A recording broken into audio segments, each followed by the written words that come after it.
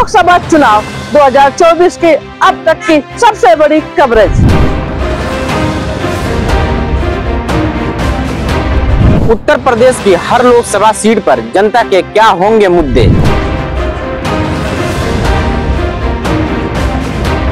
किस मुद्दे पे जनता इस बार वोट डालेगी। उत्तर प्रदेश लोकसभा चुनाव में क्या होंगे महिलाओं के मुद्दे। रोजगार, भ्रष्टाचार, कानून व्यवस्था पर जनता की क्या है राय।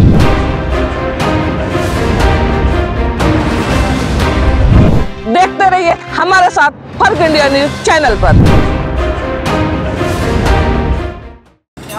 लगातार हमारी चुनावी यात्रा जारी है। पूर्वांचल के चुनावी चर्चे पर हैं, चाय की दुकान है, लोग बैठे हैं, यहाँ बातचीत करते हैं। बीएसपी से उमेश कुमार सिंह हैं, सपा गठबंधन से जो है अफजाल अंसारी हैं, वहीं जो है बीजेपी से पारसनाथ राय हैं। देखते हैं कि किनका जो है पलड़ा भारी होगा। 1 तारीख को मतदान होने जा रहा है। पूर्वांचल की बात करें तो पूर्वांचल से कहा जाता है कि राजनीतिक समीकरण दिल्ली तक जो यहाँ से सीधे होते हैं, यहाँ की जनता ही जो है ये वीर अब्दुल हमीद की धरती रही है। तो लोग हैं, लोगों से सीधे संवाद होगा, बातचीत होगी। क्या माहौल है जानते हैं। क्या नाम हुआ? ललन सिंह यादव। यादव जी, क्या माहौल है? यहाँ अफजाल अंसारी चुनाव जीत जाएंगे। अच्छा। अब पारसनाथ राय दूसरे पोजीशन पर रहेंगे। बीएसपी तीसरे स्थान पर रहेंगे। तीसरे स्थान पर रहेगा। मुख्तार अंसारी जो है एक बड़ा चेहरा थे, तो उनके नाम पर भी कुछ वोट? उनके नाम पर भी वोट मिलेगा। वो गरीबों का मसीहा था। गरीबों के मसीहा थे। 18 गांव ऐसे हैं कि उसके जमीन में बसा हुआ है। 18 गांव? हाँ, उनके जमीन में बसा है। अपने लिए कुछ नहीं किए हुए, दूसरे के लिए जो है माफिया अपराधी जो है बीजेपी कुछ भी कहें। अच्छा ये बताइए कि अगर अपराधी रहे होते तो 5 लाख जनता उनके जनाजे में कैसे पहुँचती। अतीक अहमद में 100 आदमी पहुँचने में उन लोगों को जनाजे में सोचना पड़ा, और इसमें 5 लाख जनता पहुंची। यहाँ पीपा पुल काट दिया गया, बैरिकेटिंग लगाई गई, जनता को जाने देने, उसके बावजूद में भी उतना जनता पहुंच गई। तो क्या उनको माफिया कहेंगे या मसीहा कहेंगे? आप बताइए कि क्या कहेंगे, मसीहा कहेंगे या अपराधी कहेंगे? यहाँ जो हम लोगों ने सुना है कि उन्हीं के ही जमीन में ज़्यादातर लोग बसे हुए हैं। 18 सत्य है? हाँ सत्य है। 18 गांव ऐसे हैं कि जो उनके ज़मीन में बसा हुआ है। हाँ। कौन कौन से गांव हैं? पड़ैनिया है, सलेमपुर है कि हाँ गांव है, एक साथ नाम नहीं याद आता। हाँ, नाम नहीं। अच्छा, 5 साल सरकार बीजेपी की रही, शिक्षा, चिकित्सा, रोजगार, बढ़ती महंगाई की बात करती रही, ये मुद्दे समझ में आए कि नहीं? मुद्दा समझ में हम लोगों को खूब आया। ये बताइए, इस सरकार में बेरोजगारी बढ़ती गई, महंगाई बढ़ती गई, एक भर्तियां नहीं की गई। आप बच्चे पढ़ा रहे हैं, किस उद्देश्य से पढ़ा रहे हैं? 20 लाख रुपया लगाकर बच्चे को पढ़ा रहे हैं पकौड़ा और चाय बेचने के लिए।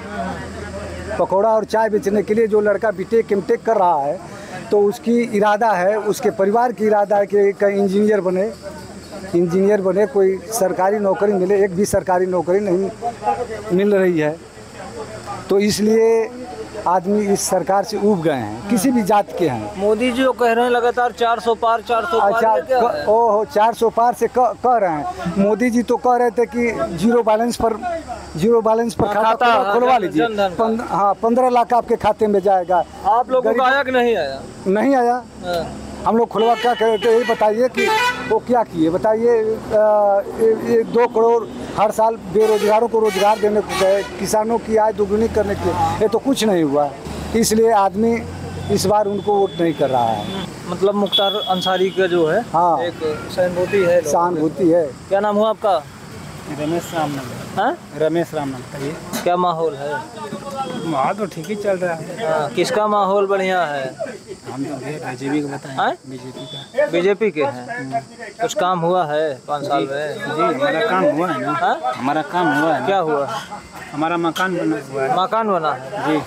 रोजगार देने की बात कहते 2 करोड़, वो नहीं दी अभी ना। किसानों को सम्मान निधि मिल रही? हमको 3 मिल रहा है ना। हर महीने में 3 मिल रहा है हमको। मिल रहा है। 5 किलो राशन नहीं, राशन बात छोड़िए, 3000 महीने का मिले जो हमको व्यवस्था जो हमको है ना देखेंगे हम। चलिए राशन मिल रहा है इनको। क्या नाम हुआ आपका? विनोद शर्मा। हाँ? विनोद शर्मा। विनोद शर्मा जी, क्या माहौल है? ये मनोज सिन्हा जी के जो है बड़े करीबी रिश्तेदार को पारसनाथ राय को टिकट दिया गया है, वहीं अफजाल अंसारी लड़ रहे हैं, बीएसपी से उमेश कुमार सिंह है, तो किसका पलड़ा भारी देख रहे हैं? अब पलड़ा भारी तो अब 1 तारीख को समझ में आएगा ना। 1 तारीख को अब ऐसे कैसे बता दें किसका पलड़ा भारी है? और इसे तो माहौल ठीक है, अफजाल अंसारी का माहौल बन रहा है। अफजाल अंसारी का।